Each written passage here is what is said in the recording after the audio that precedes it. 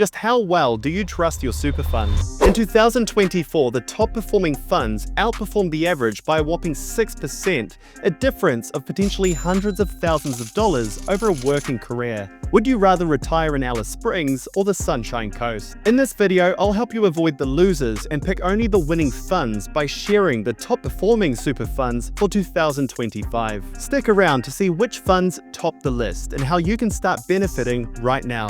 Super funds can be categorized into 5 groups, each investing in a different ratio of safer and riskier assets. So they sit on a spectrum. On the left-hand side, we have safer assets, so these funds invest in more cash deposits and bonds. These tend to have less price volatility, so this is where the conservative and moderate funds sit. Over on the right-hand side are riskier assets like stocks and real estate that see a bit more volatility. So here we can find the growth and aggressive funds. Investors hope that the greater volatility leads to greater returns over the long run. In between the two extremes of safer assets and riskier ones, we have the appropriately named balanced funds. These are a yin and yang situation with the best of both worlds, balancing both safer and riskier assets. In this video, we'll split the breakdown by risk level, so we're comparing apples with apples. Every quarter, Morningstar produces a superannuation report that analyzes the past performance of Australia's multi-sector super funds. This gives us an objective after tax and fees view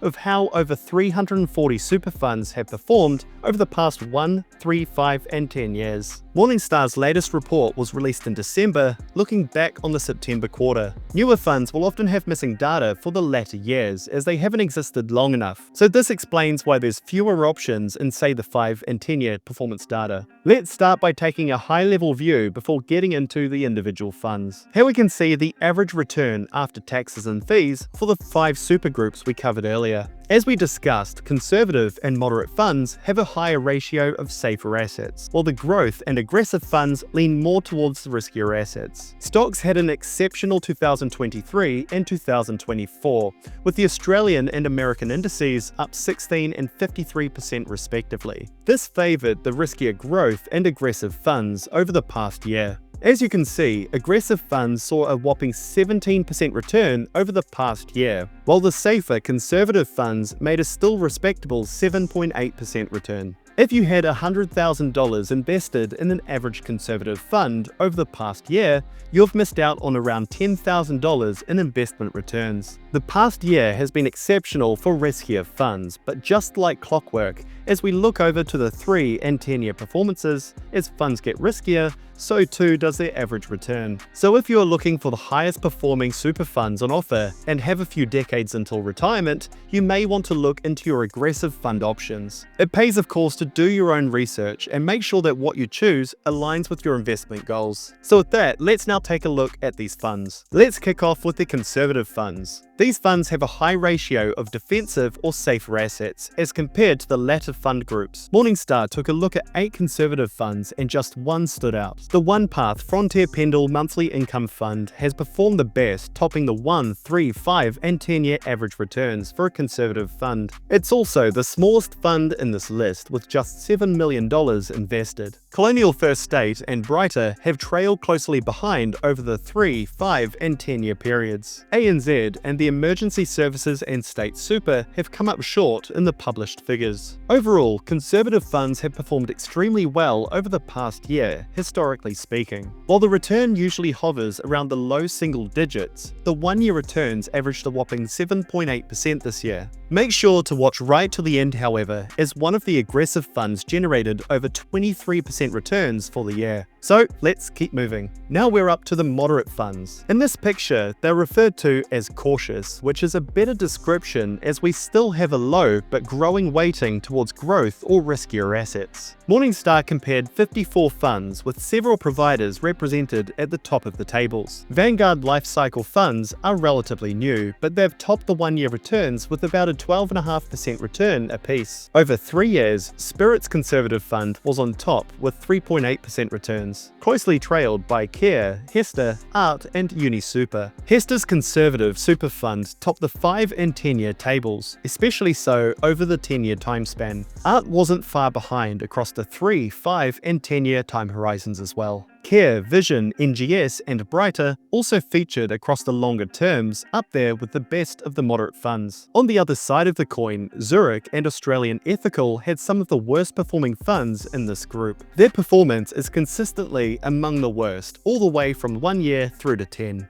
Now we've reached the midway point, balanced funds. Here you can see that generally they keep things 50-50 between both growth and defensive assets. There is a big leap in the proportion of stocks relative to the moderate funds, so the returns jump up a bit as well. Morningstar took a look at 86 funds here, with 6 dominant providers. Over 1 year, Colonial and Vanguard dominate the top 5. Colonial's moderate fund generated 16.7% returns, while Vanguard's age-stepped funds both generated above 15%. Beyond the 1 year returns, Hostplus Conservative Balanced Fund topped the 3, 5, and 10 year returns by sizable margins. West States UniSuper trailed in second place for their 5 and 10 year performance. Prime Income slotted into second for their 3 year returns. Other strong providers for balanced funds include Arts, Vision, and Colonial. Zurich once again stands out for their consistently poor performance out to 10 years, joined by Art's Lifetime Sustainable Funds and Colonial's Perpetual Diversified Growth Fund. Now we'll take a look at growth funds, where things start to get a little bit more interesting. Roughly 70% of the assets in these funds is weighted towards riskier assets like stocks and real estate. Morningstar looked at around 120 funds here, and it was a mixed bag of performance. Colonial's Enhanced Index Growth Funds topped the 1 and 3 year tables with 20% and 7.4% returns respectively. Art featured across all time horizons, with their Balanced Index Super doing well for the 1 year,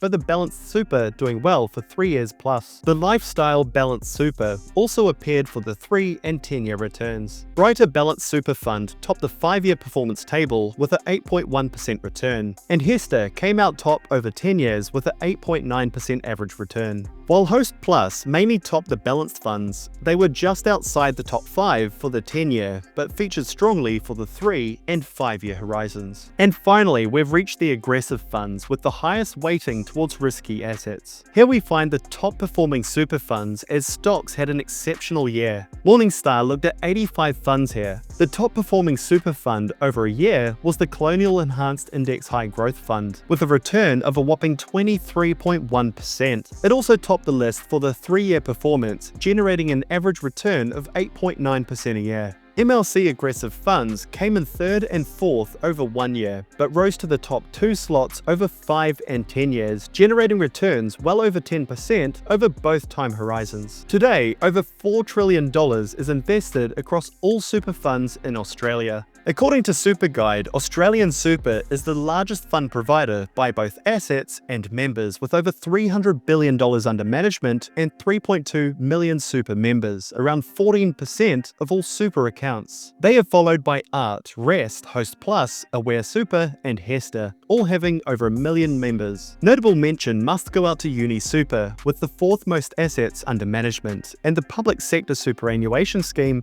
with an average balance of about $500,000 per member. To wrap up everything discussed in this video, there are some standout super fund providers to look out for in 2025. Colonial Super has been a standout among the top funds for the 1 and 3 year time horizons for moderate, balanced growth and aggressive funds. Hester are a top performer over long-term moderate funds, while Hostplus has the same ranking for their balanced funds. Alongside Colonial, you also have dependable returns from Hester and Art growth funds over the longer terms, and Rest, Mine, and MLC for their aggressive funds. It all comes down to your preferences, and we're taking a relatively simplistic view in this video by just looking at the funds with the top returns. Make sure to do your own research to ensure the funds meet your investment goals, and use this video simply as a starting point to begin your research. Make sure to check out some of my other great Australian investment content somewhere around here, and subscribe down below to see all of my future content. Thanks for watching, and I look forward to catching you on the next one.